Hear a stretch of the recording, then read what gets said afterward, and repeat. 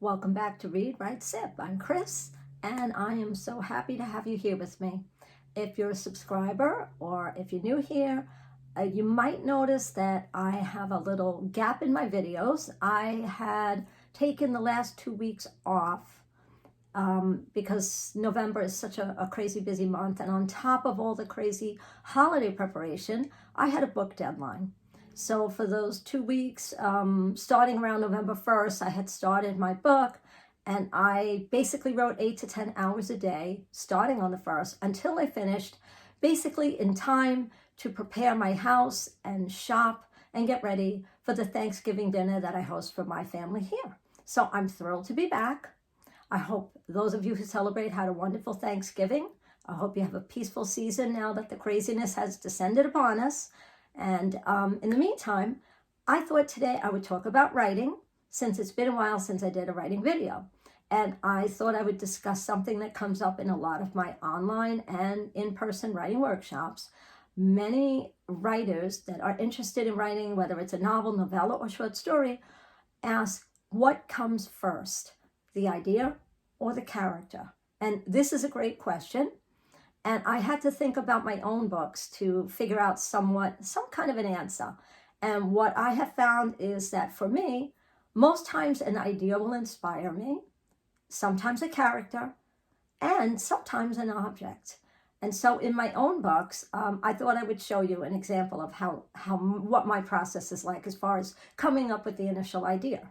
In Christmas 2018, my book, The Christmas Coin, released. This book came from an actual object that I owned, a collectible coin that my grandparents had passed on, given to my parents, Christmas 1967. I've had the coin in my possession for several years. My mother had passed it on to me, and I've always been fascinated with it, and I love things from the past. And on the back of the coin, it just basically is signed by my grandparents with the date. And I find things like this so fascinating. My grandparents are not here any longer, and my mother basically remembers getting it, but I took that coin and built a whole new story around it. In my story, my main character goes home to her grandmother's house in search of the Christmas coin, and it's a coin her grandmother has that she has basically built traditions around for her granddaughter for many years. And now that her grandmother has passed, that's all she wants, is to find the Christmas coin. Sometimes an animal can inspire a book, like it did for me, in Howls and Hearts. In Howls and Hearts, I had seen earlier, before I started writing, a basset hound. And while I think beagles are so cute, basset hound is even cuter. And I just thought, what can I do with that dog? What can I write about with this dog? And I ended up creating a book where Flora, the basset hound, is a prominent character. She is a matchmaking basset hound. A lot of fun, and so simple to come up with, just all from a little cute dog I saw in town. In my most recent release that I have been toiling on for the month of November, that has recently released, it was inspired by an object, an antique sugar bowl that I had seen in the window of a store as part of a Christmas display. In the sugar bowl, the Christmas sugar bowl, my main character, Nora, wants to make this the best Christmas ever for her 90-year-old grandmother. Her grandmother has been a little down and missing old times, old memories, people that have passed. So Nora decides that one thing she can do is set the Christmas table using her grandmother's Christmas china that her grandmother used to love putting out every year. Unfortunately, the sugar bowl is missing. And so Nora has to figure out whether it was accidentally sold in a garage sale or accidentally donated. And she is on a mission to search whatever thrift shop she can find to find that bowl in time to set the table for her grandmother. So we can see that animals, objects, I can even give you an idea of a person. My first book that released in 2014 was inspired by a character. I was sitting at a red light, looked over at a church, and saw a bride running from the church. And her veil was blowing in the wind, and there was an older gentleman running after her. And 2 words every writer knows. What if? What if she's a runaway bride? What if she doesn't want to get married? What if her father's trying to get her back in the church? What if it's an arranged marriage? And a husband for Dana was born That was my very first published book and my first attempt at a runaway bride story. It was a lot of fun to write. And all from just witnessing this quick little scene. The light went green and I was on my way. So ideas are everywhere. You can pick an idea up from something you overhear when you're out at a store, sitting in a restaurant, sitting in a cafe. You can come up with ideas seeing anything. A loose dog, a cat being adopted by an unusual looking person, something that you spot in a store, in a window. Anything can be material for a story. But when you're having trouble and you're new at it, it's also helpful to use prompt books. And so today I have 5 prompt books I picked up.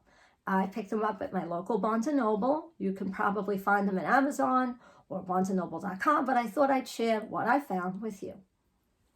The first book I found is Just Write One Thing Today, 365 Creative Prompts to Inspire You Every Day.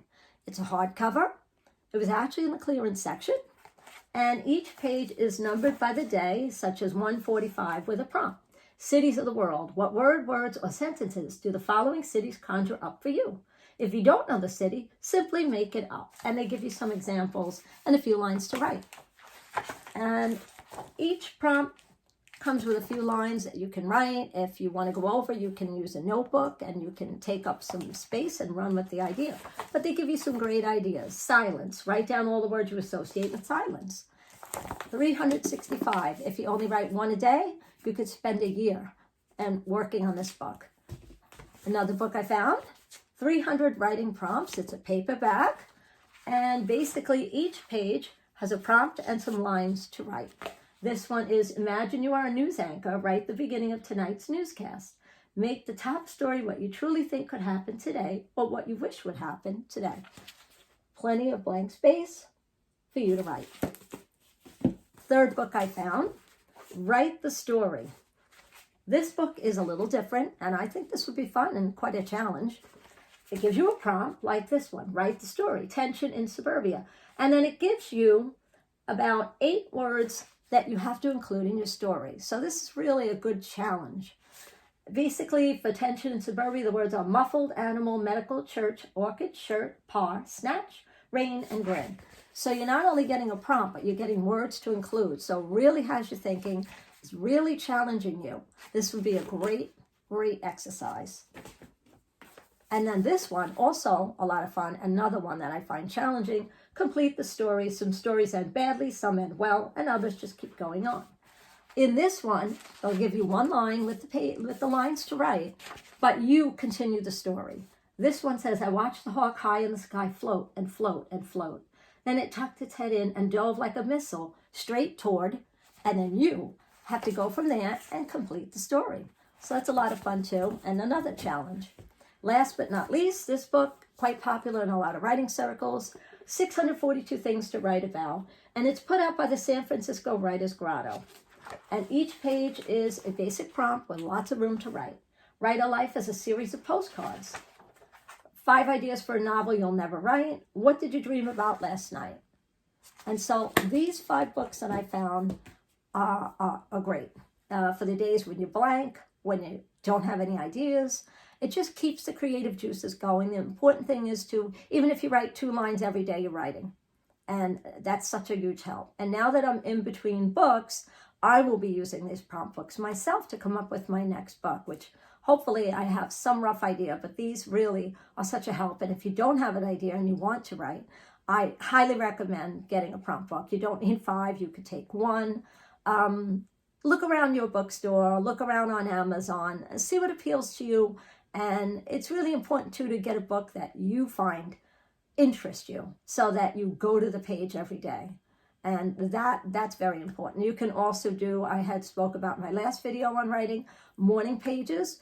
Basically, that's free writing. You're writing 3 you're writing 3 longhand pages every morning. If you can't do mornings, you can do it in the evening at the end of the day because mornings are hectic, let's face it. Everyone is busy. But the idea is to get everything out of your head and on the page because you never know what you're going to find. And it's a great way to come up with something that you might want to write that might lead to a short story or a book for you. And so now that we've gone over our prompt books and talked about writing, I'm going to the tea of the week. And this week's tea, new to me as well, is Lavender Tea by Buddha Teas, and it's USDA organic. Lovely packaging. Each tea is in an individual pack. You can take one with you. I think the box is just so pretty. I may be biased. Purple is my favorite color. And today I have it in my women's writer's mug. And what I love about this tea is it has a quote on each tag. And this one says, "Tell the children the truth, Bob Marley." And so I'm going to try it.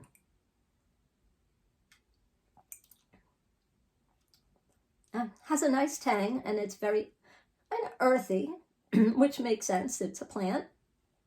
I like this one, and I will definitely try it iced as well. So I will let you know. Hopefully I'll remember my next video to let you know about that. But that is this week's Tea of the Week, Lavender Tea. So let me know in the comments if you own a prompt book, if I've inspired you to go out and buy a prompt book, or what you do to keep yourself, your juices flowing, to get creative, to come up with ideas. Do you use Julia Cameron's morning pages? And if you have any questions about the prompt book or about writing in general, please feel free to leave it in the comment and I will answer. I love to help other writers get started. That's why I teach writing workshops, and I'd be happy to answer your questions. And so I guess this concludes this week's video. I am happy to be back, and I am thrilled to have you back. And if you took the time to spend with me during such a busy time, I greatly appreciate it. I know we're all in go mode right now, so I do appreciate you taking the time to be here. And if you like this video, please give it a thumbs up, comment, subscribe, tell a friend, and I'll be back next week to let you know how my November reads went, because it was very, very tough getting those books read on top of writing a book and getting ready for Turkey Day. So I'll be back next week. And until then, have a great week. Take care. Read, write, sip. Bye for now.